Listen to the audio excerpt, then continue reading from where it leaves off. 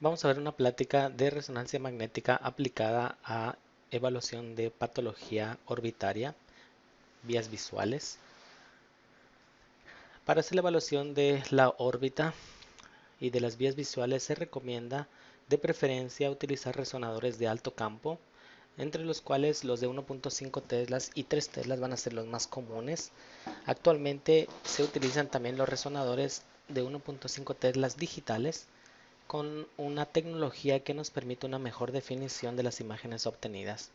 Esto aunado a un software avanzado también. Actualmente tenemos la versión 24 y recientemente acaba de salir la versión 25 que no tenemos eh, para la evaluación de diferentes patologías, hablando de plataformas General Electric.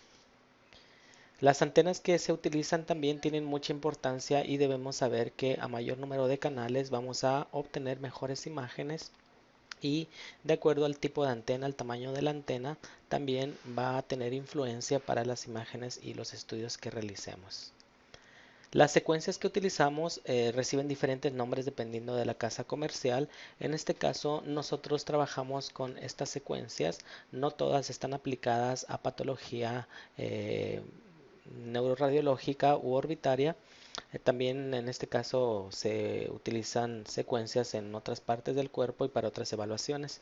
Sin embargo, a mayor número de secuencias que tengamos, pues vamos a tener un mayor número de herramientas con las que podamos aplicar en la evaluación de estudios. La resonancia magnética antiguamente estaba enfocada principalmente a patología musculoesquelética y a patología de región neurológica. Sin embargo, actualmente la resonancia magnética ha dado un salto muy importante, evaluando patología en otras regiones del cuerpo, de tal forma que podemos hacer evaluaciones dinámicas, estáticas y podemos hacer evaluaciones que no se pueden realizar con ningún otro método de imagen, como en el caso de la evaluación de tractografía mediante tensores de difusión y muchas otras cosas que después iremos charlando. La evolución de las computadoras tiene mucho que ver con la evolución del software en la resonancia magnética. Las bases físicas de la resonancia magnética siguen siendo las mismas. Lo que ha cambiado es que los datos que obtenemos ahora se pueden manejar en un número mucho mayor con las nuevas tecnologías de procesadores que se encuentran y eso nos permite poder obtener las imágenes que conocemos y hacer los análisis que comentamos. La la forma también en la que se comunican los diferentes equipos nos permiten poder enlazarnos y poder hacer un flujo mucho más rápido de información entre diferentes sitios con diferentes personas. Podemos enlazarnos en diferentes hospitales o en diferentes centros de trabajo y bien también con diferentes médicos para poder comentar los estudios, incluso después, inmediatamente después de que se terminó de realizar el estudio. De tal forma entonces que necesitamos para la evaluación de la resonancia magnética un equipo con un campo magnético alto, un software de preferencia lo más avanzado que se pueda con el mayor número de secuencias que podamos utilizar y un número adecuado de antenas, antenas con un número adecuado de canales. Todo esto, ¿para qué nos va a servir? ¿Para qué nos va a servir conocer esto? Bueno, es muy importante que nosotros sepamos que la calidad de los estudios y la capacidad diagnóstica va a ir de la mano del tipo de estudio con el que se hace. No es igual que utilicemos resonadores de bajo campo con resonadores de alto campo para hacer la evaluación de diferentes regiones. De tal forma que los conceptos que aquí estamos comentando son conceptos que debemos de aplicar en el momento en que decidamos qué estudio es el que se va a utilizar. Ya vamos a terminar. Antes de eso, debemos otra vez recalcar que la resonancia magnética es el estudio de elección para la evaluación de patología orbitaria debido a la resolución de los tejidos que nos muestra, a la capacidad de diferenciar las diferentes características de esta región. Debemos recordar que el tamaño, los componentes, la función que tienen estas estructuras es muy específica y debe de ser muy bien evaluada. Los resonadores, estos son los resonadores, este es el de 3 teslas con el que contamos y este es el de 1.5 teslas digital con el software con el que hacemos las evaluaciones. Cuando hablamos de patología orbitaria, todos sabemos que esta patología se comenzó a evaluar desde que nació la resonancia magnética. Con las primeras imágenes que se obtuvieron, se dieron cuenta que la capacidad de la resonancia magnética era muy grande para poder distinguir los diferentes componentes de la órbita. De tal forma que se ha ido estableciendo como el estudio de elección en muchos de los casos. También contamos con evaluación mediante tomografía y evaluación con ultrasonido, que en ciertos casos son muy exactos y no es necesario que hagamos estudios más avanzados, ya que con esto se puede llegar a hacer muy bien el diagnóstico en ciertas enfermedades. La patología que nosotros vemos en la órbita debe estar evaluada con software muy avanzado. Como podemos ver aquí, podemos ver que la capacidad de evaluación multiplanar es muy grande, ya lo hemos visto en otras pláticas. Podemos evaluar lesiones de forma multiplanar sin pérdida de la resolución. Podemos ver muy bien todas las regiones donde se va afectando y ver la relación anatómica de los hallazgos que nos encontramos. De tal forma que que este software nos va a permitir una mejor evaluación de estructuras pequeñas. Además, podemos evaluar muy bien la sustancia blanca, por lo tanto, las regiones de las vías visuales, pues nos va a permitir mejor detectar alteraciones a esos niveles. Otro tipo de evaluaciones que vamos a ver van a ser las evaluaciones de tractografía, que ya habíamos comentado también. La obtención de imágenes para poder fusionarlas en la pantalla nos va a permitir también poder dar un panorama mejor, un diagnóstico mejor a los médicos que envían este tipo de estudios, de tal forma que si combinamos las características, pues el diagnóstico va a ser mejor y obviamente la planeación de los tratamientos pues va a ser también mucho mejor para los pacientes. En este caso vemos la evaluación multiplanar, vemos la fusión de imágenes utilizando técnicas con contraste y técnicas de tractografía, y después las fusionamos para poder hacer la evaluación mejor. Otros datos que podemos obtener van a ser el comportamiento de metabolitos en diferentes partes. Podemos nosotros detectar procesos inflamatorios, procesos tumorales, infiltrantes, hipercelulares por medio de difusión, o bien en este caso por medio de espectroscopía podemos hacer evaluaciones para detectar ciertos grados de proliferación celular o de actividad de metabolitos que nos permiten distinguir algunos tipos de tumores. La espectroscopía que aquí vemos es una espectroscopía que, como podemos ver, la podemos ver en plano coronal, en plano sagital, la podemos ver en plano axial, de tal forma que esta es una espectroscopía que le llamamos tridimensional. ¿Qué quiere decir esto? Que tenemos un mayor número de bloques que nos permite un análisis mucho más amplio de un volumen más grande de tejido, y por lo tanto podemos llegar a distinguir mejor tumores que mediante otras técnicas de espectroscopía no se pueden evaluar. Podemos obtener también imágenes sin medio de contraste, mediante las cuales vamos a evaluar el sistema vascular, arterial o venoso, y podemos llegar a detectar alteraciones sin necesidad de utilizar medicamentos, o bien y también podemos obtener estas imágenes con un tiempo mucho menor que con otros equipos.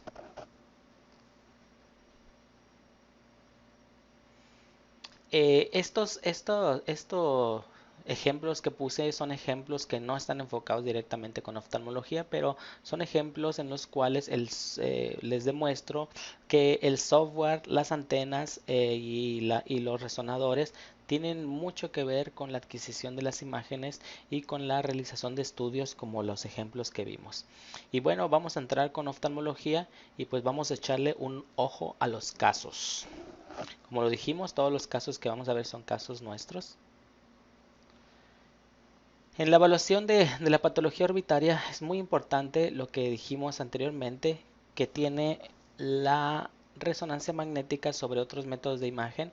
En este caso, vemos cómo la resolución de los tejidos es mayor, que es la principal causa por la cual se recomienda más la resonancia magnética. Es decir, podemos distinguir mejor las diferentes estructuras, podemos ver bien la interfase entre músculos, entre fascias, entre médula ósea, entre regiones de mucosa, podemos distinguir regiones inflamatorias, podemos distinguir otras, cierto tipo de características de tejido que no se pueden distinguir con ningún otro método de imagen.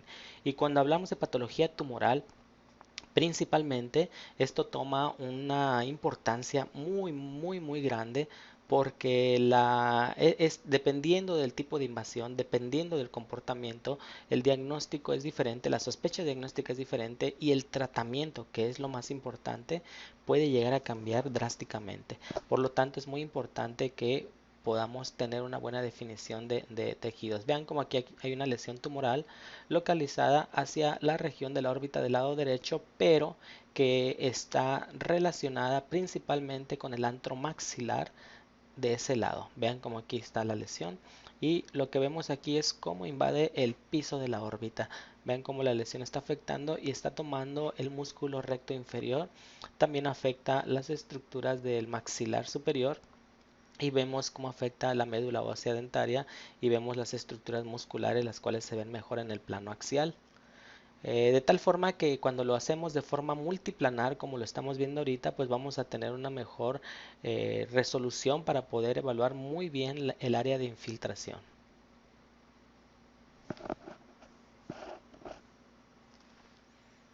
Estos son los cortes en los diferentes planos, la medición, las características de la lesión de infiltración y de afectación, que es lo que explicamos ahorita. Y este es un ejemplo.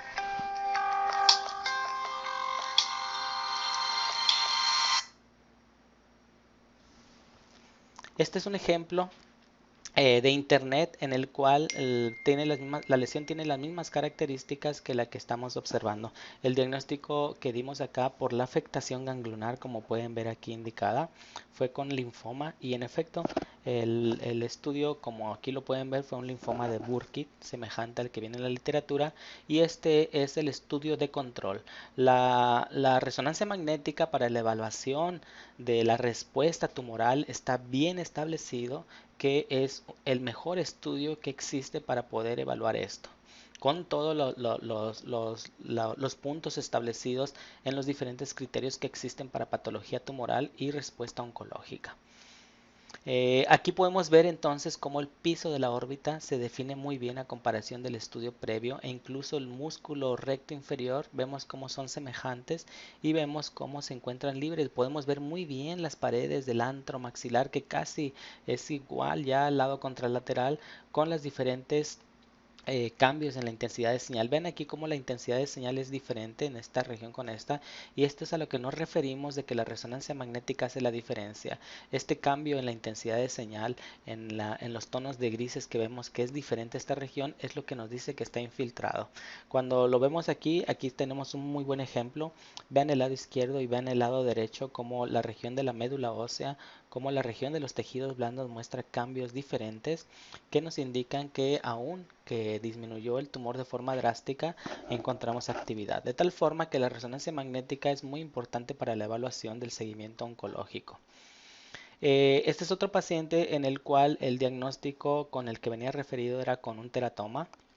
Cuando le hacemos el estudio vemos que la afectación está enfocada hacia la región superficial por fuera de la orbitaria, extraorbitaria, y en este caso la resolución y el comportamiento con el contraste y en las diferentes evaluaciones nos permite determinar que las estructuras intraconales se encuentran respetadas. Los músculos, el nervio, la grasa, todo tiene características incluso semejantes a la región contralateral, de tal forma que la afectación se encuentra localizada principalmente hacia la región de la esclerótica y la región de los tejidos blandos palpebrales. Con esto y con las diferentes secuencias, lo que nosotros vemos, bueno, el comportamiento que tiene es líquido principalmente, con las diferentes secuencias y principalmente con la secuencia STIR, el diagnóstico que dimos fue de un linfangioma o un higroma quístico con afectación extraorbitaria. Vean cómo la evaluación de los nervios ópticos, la evaluación del quiasma la podemos hacer muy bien, el trayecto intracraneal del nervio óptico y la formación del quiasma. Este es un caso de internet también en el cual las características clínicas físicas del paciente son semejantes al que estábamos viendo nosotros aquí, en este caso con una invasión intraconal que nuestro paciente no la tenía. Una evaluación también muy común de la resonancia magnética va a ser la relacionada con el desprendimiento de retina, el cual cuando hablamos en sí de un desprendimiento de retina no es tan necesario realizar una resonancia magnética. El diagnóstico incluso con el ultrasonido se puede hacer de una forma muy exacta. Pero cuando hablamos ya de otras cosas, es muy importante que sepamos que debemos de ayudarnos de otros métodos de imagen para ver más las alteraciones. El estudio de tomografía también es muy bueno y es de elección cuando tenemos patología como sospecha de desprendimiento de retina. No es necesario, debido a la patología, realizar otro tipo de estudios. También en la evaluación de la viabilidad y de la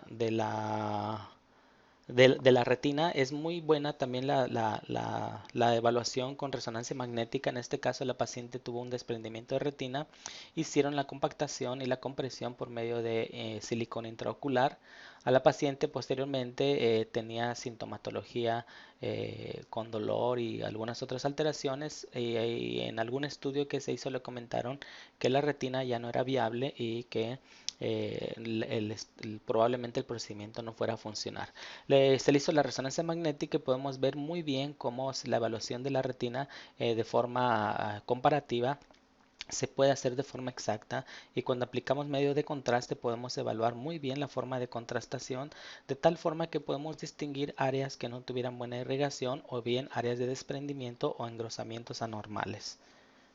Incluso podemos hacer los seguimientos y podemos ver la reconstrucción de la arteria, de la vena oftálmica, de las estructuras intraconales, y podernos darnos una idea más, un poco más amplia de la viabilidad de esas estructuras. Y otra evaluación en la que la resonancia magnética es determinante es en el retinoblastoma. El retinoblastoma en los pacientes pediátricos, desgraciadamente, es una patología que muy frecuentemente la vamos a ver, la vamos a abordar, y puede ser desde una lesión unilateral o bilateral. Como dice en la literatura, la afectación puede ser bilateral en 30-40% de los casos. La resonancia magnética nos puede decir la agresividad del tipo de tumor. Podemos ver cuando se afecta toda la órbita, podemos ver y clasificar al retinoblastoma de acuerdo a como nos dice la literatura. En este caso era un retinoblastoma trilateral en el ojo derecho, y podemos evaluar muy bien las estructuras intraconales. Debemos de recordar que en estos casos es muy importante que nosotros veamos si la afectación está incluida en un solo ojo, si la afectación se incluye solamente en el globo ocular, o si la afectación ya está relacionada hacia la región fuera del globo ocular, afectando el nervio óptico, afectando la grasa intraconal e incluso en algunas ocasiones afectando las estructuras musculares. También vamos a hacer el seguimiento y la evaluación sobre todas las regiones afectadas. Debemos de recordar que el retinoblastoma va a tener como áreas de afectación principal la región del nervio óptico, el quiasma y la glándula pineal. En este caso, las evaluaciones las vamos a hacer de forma multiplanar, de tal forma que vamos a hacer la evaluación de los nervios ópticos. Vamos a ver el grosor, el tamaño, la heterogeneidad, la intensidad de señal y la respuesta tras la aplicación de medio de contraste. Lo mismo lo vamos a ver en la evaluación del quiasma y en la evaluación de la glándula pineal. Muchas veces los hallazgos que tenemos nosotros son asimetrías. Vean como en este caso hay asimetría de los nervios ópticos. Este es más oscuro que este. Y cuando aplicamos medio de contraste, la captación es diferente, o bien puede ser captación elevada en los dos. De tal forma que esos son hallazgos que la literatura nos dice que los debemos de tomar como sospecha de afectación. Cuando es unilateral, entonces hacemos todas estas evaluaciones. Vamos a nosotros a ver la afectación del nervio óptico en el lugar donde está el retinoblastoma, y vamos a evaluar siempre la región contralateral, y como lo dijimos, vamos a irnos hacia lo que es el quiasma y hacia lo que es la glándula hipófisis. Vean aquí como hay un reforzamiento leve que puede ser el habitual para esta región. Debemos de ver el tamaño, debemos de ver las características y todo lo que ya comentamos para esta evaluación. Cuando hacemos evaluación, entonces en patología tumoral no solamente nos enfocamos a afectación de la retina, sino al resto de regiones, ¿no? También podemos evaluar patología, como en este caso, vean como hay un engrosamiento sutil, un desprendimiento sutil de lo que es la retina y hay cambios en esta región. En este caso es una hiperplasia proliferativa o una retinopatía proliferativa del diabético, en el cual la afectación va a estar en esas regiones. Incluso es bilateral y vemos cómo la afectación es simétrica. En otras ocasiones, en pacientes, bueno, hay pacientes en los que específicamente vamos a evaluar órbita, en pacientes con leucemia, en pacientes con linfoma, en los cuales las manifestaciones de infiltración pueden llegar a ser muy sutiles y podemos llegar a encontrar engrosamientos meningios, como en este caso focales, relacionados y dirigidos hacia la región adyacente a las órbitas, es decir, hacia lo que sería el clivus, los polos temporales, las regiones del giro recto o el giro supraorbitario. Y también vamos a ver afectación intraconal. La afectación intraconal principalmente va a ser en el nervio óptico. Y lo que nosotros vamos a buscar en este caso va a ser afectación como esta que vemos aquí. Vean cómo la grasa intraconal del lado izquierdo es, es diferente a la del lado derecho. Aquí con la aplicación de medio de contraste vemos cómo incrementa y hay una heterogeneidad que se define en todas las regiones. Y esto nos indica que hay un proceso inflamatorio o infiltrativo en la grasa intraconal del lado derecho. Vean en los cortes coronales cómo la contrastación es diferente, cómo la región del músculo recto inferior está diferente que en el lado izquierdo. Y esto nos va a indicar que puede haber afectación y sospecha de infiltración en pacientes como en este caso. También los procesos inflamatorios infecciosos nos van a producir alteraciones a nivel visual. Cuando hablamos de procesos intracraneales debemos de recordar las regiones de las vías de la vía óptica, desde la región del quiasma, las cintillas ópticas, la región alrededor del hipocampo y la región hacia las regiones occipitales, donde cualquier tipo de afectación puede llegar a tener sintomatología en las vías visuales. En este caso es un paciente con una enfermedad inflamatoria infecciosa difusa. Y lo que es muy común también, que es ver las patologías relacionadas con eventos isquémicos, los cuales los infartos también van a producir este tipo de alteraciones. Aquí vemos un infarto de la arteria cerebral posterior del lado izquierdo y ven cómo tiene afectación de lo que es la vía visual hasta la región occipital, y la implicación clínica que tiene son las alteraciones visuales, pues que ya conocemos.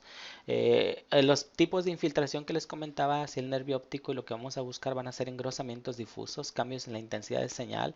Aquí vemos cambios bilaterales, vean como la porción retrovulvar se observa francamente engrosada y heterogénea y nos indica que hay sospecha de alteración. Las glándulas lacrimales son otras áreas que también debemos de tener mucho cuidado en evaluarlas siempre que vemos patología como la leucemia o el linfoma, ya que el aumento del tamaño, el solo aumento del tamaño, la asimetría entre ellas nos va a dar o se va a hacer sospecha de que haya proceso infiltrativo en la glándula cuando tenemos este antecedente. La pérdida de la morfología, el tamaño y el incremento tras la aplicación de la intensidad de señal tras la aplicación de medio de contraste. Esos son los parámetros que debemos de tomar y debemos de tener mucho cuidado cuando estamos evaluando este tipo de enfermedades de la retina. Debemos de recordar que también hay implantes nodulares en esta región que se van a relacionar con implantes y metastásicos principalmente en la leucemia. Todos esto que estamos comentando, tenemos pacientes que desgraciadamente le encontramos todos esos datos. Ya cuando hablemos específicamente de estas patologías, pues vamos a ver esas imágenes. De tal forma entonces que la evaluación no solamente va a ser a nivel de estructuras intraconales. Muchas veces la evaluación se debe de extender hacia lo que son las estructuras intracraneales, como en este caso en el cual vemos Nervios ópticos francamente anormales en un paciente con leucemia. Vean cómo hay un grosor y una heterogeneidad franca con una captación heterogénea en la intensidad de señal tras la aplicación de contraste. Y vean las estructuras meningias, cómo esto se asocia y se va a asociar a un engrosamiento, como a nivel de los senos cavernosos vamos a tener este tipo de alteración. Aquí se ve muy bien la afectación. Este paciente tenía sintomatología de pares craneales relacionados con el seno cavernoso. Otros pacientes que vienen, que nos llegan a nosotros por afectación orbitaria, vean, este paciente tenía alteraciones por motilidad y vean cómo esta parte, el recto superior y la parte superior de la órbita tenía alteración por infiltración, y cuando hacemos el estudio vemos que la infiltración está también enfocada hacia otras regiones, en este caso a las regiones meningias y al diploe. Vean el diploe cómo muestra cambios por alteraciones, la intensidad de señal heterogénea en algunas regiones, el engrosamiento franco de las estructuras meningias,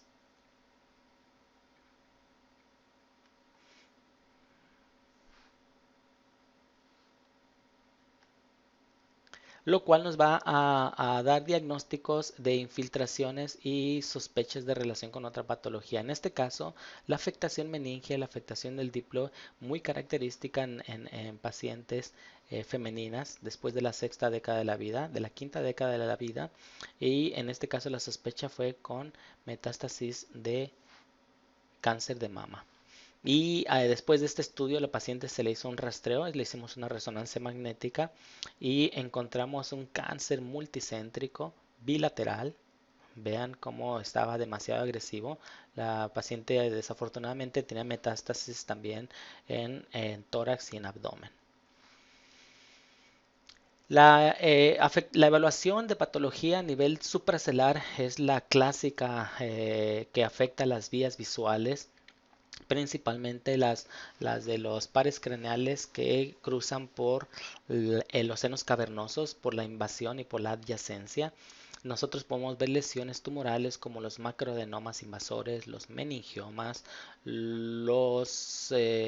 incluso los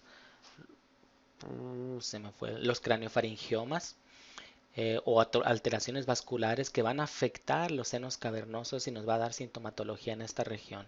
Precisamente acabamos de ver dos pacientes, un paciente con una fístula eh, carótido cavernosa, muy bonito, con proptosis y todos los datos clínicos que vemos.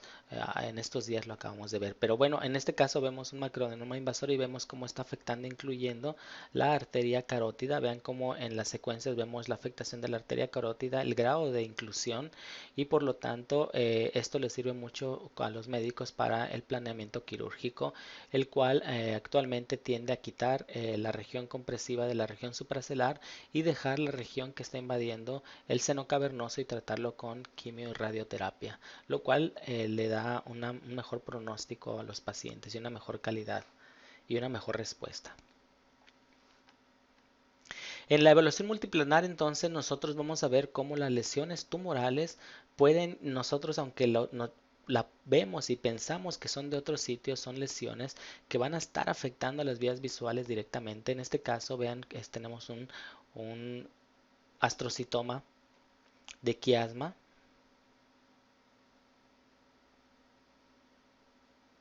perdón, un glioma de quiasma.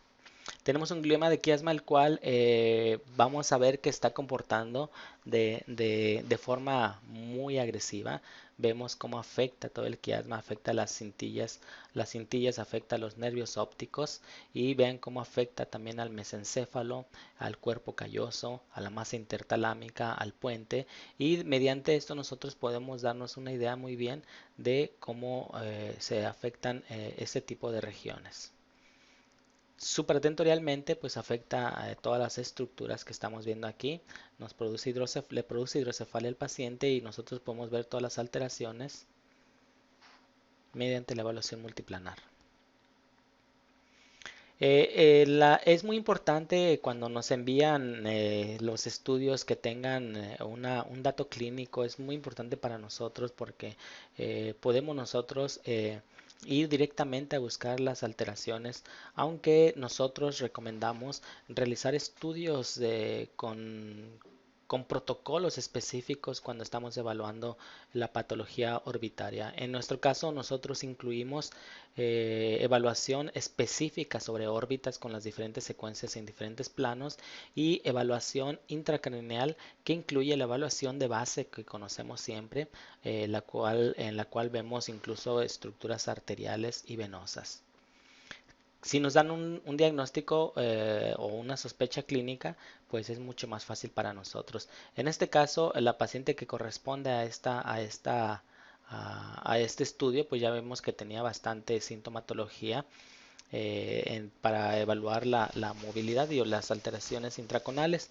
Le hicimos el estudio e intraconalmente pues no había nada, no encontramos nada y nos fuimos a buscar hacia regiones intracraneales y vemos aquí un franco hallazgo anormal a nivel de las arterias carótidas. Vean cómo hay una diferencia y cómo hay una afectación directamente a la región de lo que correspondería los senos cavernosos. Y esta es la reconstrucción vascular. Vean cómo hay aneurismas fusiformes bilaterales. Y vemos también cómo esos aneurismas están imprimiendo y haciendo efectos de compresión y procesos inflamatorios sobre los senos cavernosos, principalmente el del lado derecho. De tal forma que entonces alteraciones vasculares que incluyen aneurismas, incluyen fístulas arteriovenosas, incluyen trombosis de vena oftálmica o microaneurismas o lesiones semejantes, podemos evaluarlas muy bien mediante resonancia magnética.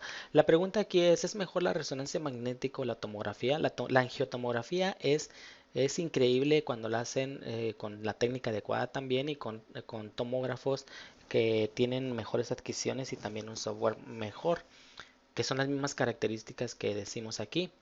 Y en cuanto a evaluación vascular, podría decir que son iguales y probablemente en algunas ocasiones superior la tomografía que la resonancia magnética. Sin embargo, en la evaluación de tejidos y de afectación a otras regiones, la resonancia magnética definitivamente es superior, de tal forma que cuando evaluamos integralmente y de una forma mucho mayor estas patologías, pues la resonancia magnética tiene superioridad sobre la tomografía. Hay veces que no nos pone nada en las solicitudes, hacemos los estudios a los pacientes y cuando hacemos el estudio vemos la patología. Este es un caso muy interesante en el que vemos una lesión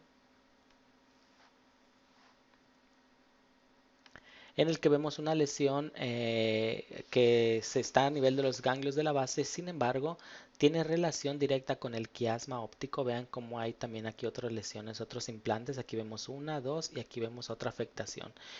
Y lo importante, muy importante en esto es la afectación del quiasma y la afectación de los nervios ópticos. Como podemos ver, está localizado hacia la región por arriba del mesencéfalo, delante de la masa intertalámica, los hipotálamos, es decir, en la localización del quiasma. De tal forma que cuando lo estábamos viendo el estudio, la sospecha diagnóstica pues era con un glioma del quiasma óptico. Y, perdón.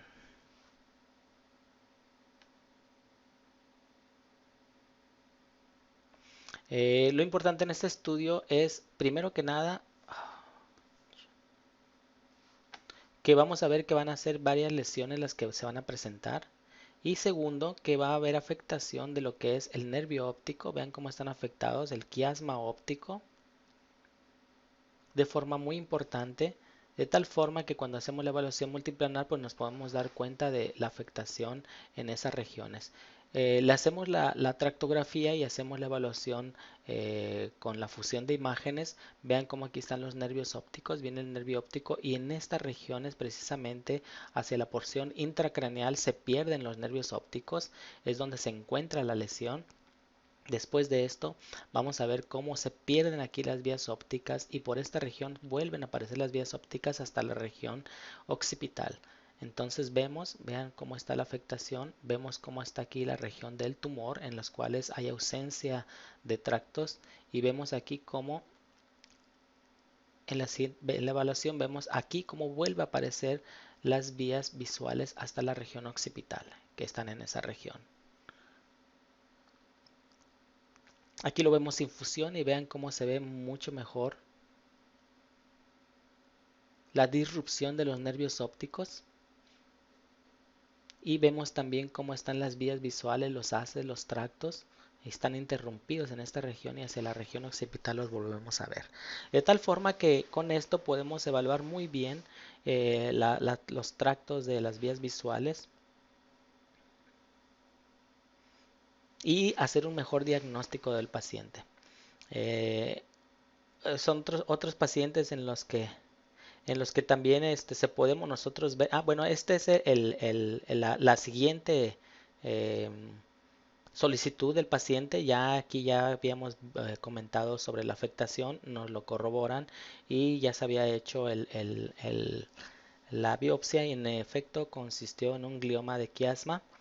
Vean en los controles postquirúrgicos, este no es el mismo paciente, este es otro paciente, pero que también tuvo un glioma y vean cómo después de la cirugía les hacemos los controles y llevamos controles de lesiones en las cuales sospechamos de persistencia o recidiva tumoral. Todo esto lo hacemos en base a los criterios RANO y los criterios RECIST, los cuales nos van a hacer la evaluación de respuesta radiooncológica.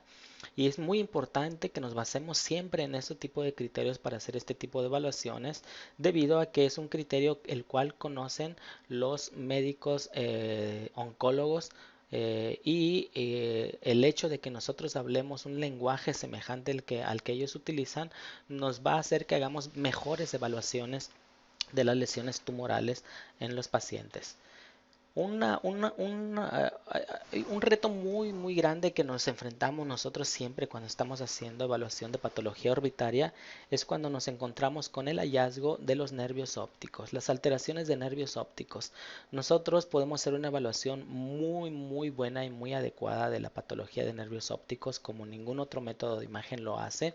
Lo difícil es que hasta cierto punto es frecuente encontrar este tipo de alteraciones y la etiología puede ser muy muy inespecífica. Es decir, podemos encontrarnos con enfermedad de Vic, con esclerosis múltiple, con vasculitis de la etiología que ustedes quieran, con procesos inflamatorios infecciosos, con procesos metabólicos, con procesos tumorales, con procesos por infiltración, de tal forma que cuando nosotros vemos estos hallazgos el panorama es muy amplio, pero cuando hacemos una evaluación más completa de lo que son las vías visuales y de las alteraciones, incluyendo las regiones intracraneales, entonces el panorama se hace mucho menos amplio y podemos hacer diagnósticos muy muy cercanos o referir sospechas diagnósticas muy cercanas a lo que el paciente en realidad tiene. De tal forma que cuando hacemos esto, lo recomendable es que sometamos a los pacientes a protocolos de evaluación de vías orbitarias que van a incluir las secuencias multiplanares, es decir, en planos coronal, sagital y axial, secuencias que sean milimétricas para que podamos hacer las evaluaciones que ya vimos ahorita de preferencia, las cuales nos van a servir mucho para hacer el seguimiento de los pacientes y evaluar la respuesta radiooncológica de las lesiones tumorales o para evaluar el pronóstico después de la cirugía de los pacientes.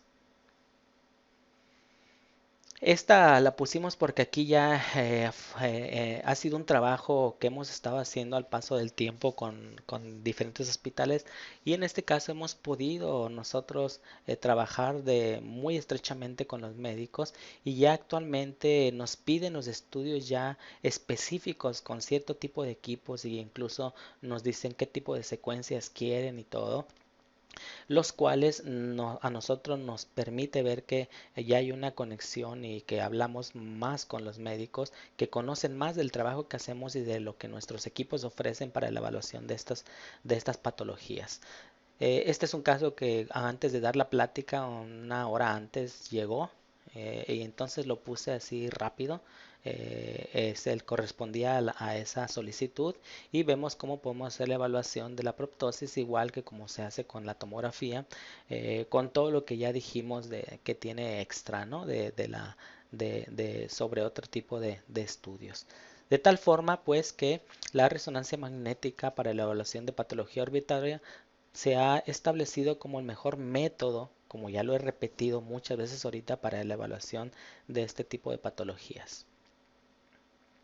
Muchas gracias, espero que haya sido de utilidad y que puedan aplicar muchos de estos conceptos para la evaluación de estas patologías. Ya después vamos a ir haciendo evaluaciones, pláticas específicas. En este caso fue una generalidad de lo que es la resonancia magnética enfocada a patología orbitaria, pero es muy importante que después veamos específicamente la evaluación con los protocolos que obtenemos para pacientes en las diferentes patologías que presentamos. Muchas gracias.